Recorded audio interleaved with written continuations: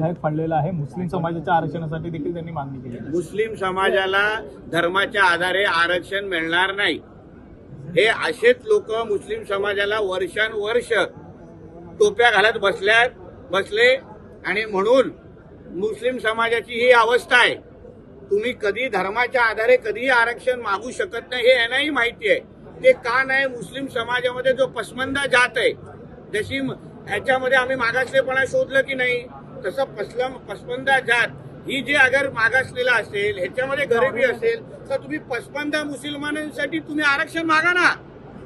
मुसलमान धर्मासाठी आरक्षण का मागता? कारण त्यांना माहिती आहे कोर्टामध्ये टिकणार नाही। म्हणून अशा कुठल्याही आरक्षणाला असं कोणी भीक घालत नाही, महत्व देत नाही। त्यांनी आरक्षणाचा ड्राफ्ट फाडण्यापेक्षा अबू आझमींनी स्वतःचा फोटो फाडला असताना मुस्लिम समाजाने फटाके लावले असते। 10% आरक्षण दिलेलं आहे।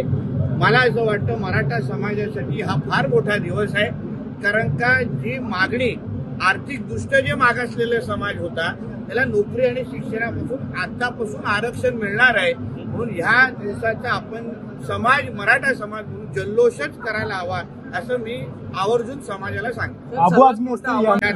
या सरकारमध्ये देवेंद्र फडणवीस साहेब असतील तेच तो सरकार आरक्षण टिकवणार, हे लक्षात घ्या। गेल्या सरकारमध्ये पण देवेंद्र फडणवीस साहेब मुख्यमंत्री होते, आरक्षण टिकून दाखवलं।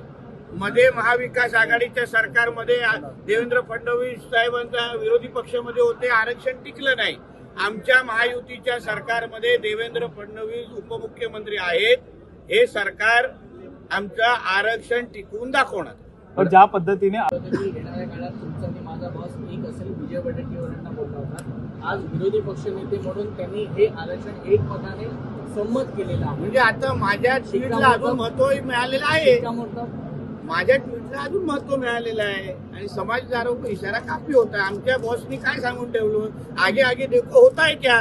तुम्ही नुसतं अशोक चव्हाणजींच्या निमित्ताने फक्त ट्रेलर बघितलाय, अभी तक तो 3 घंटे का पिक्चर बाकी है।